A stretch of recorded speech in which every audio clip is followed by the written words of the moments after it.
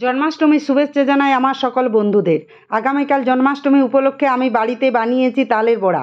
সেই রেসিপি তোমাদের সাথে শেয়ার করছি।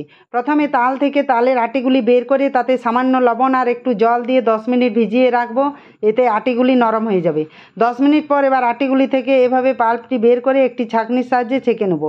এবার কড়াইয়ে তালের পাল্পটি দিয়ে তাতে 1 বাটি চিনি দিয়ে মিনিট 5 মতো ফুটিয়ে নামিয়ে নেবো।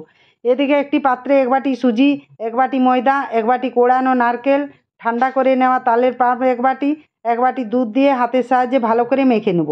এরপর হাফ চামচ লবণ, সামান্য কালো জিরে, সামান্য পানমৌরি দিয়ে আবারও মেখে আধ ঘন্টা ঢাকা দিয়ে রেখে দেবো।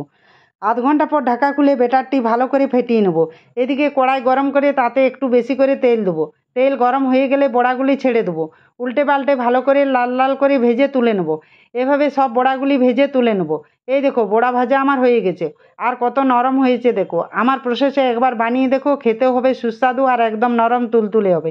আমার রেসিপিটি ভালো লাগলে চ্যানেলটি লাইক, শেয়ার, সাবস্ক্রাইব করে পাশে থাকবে।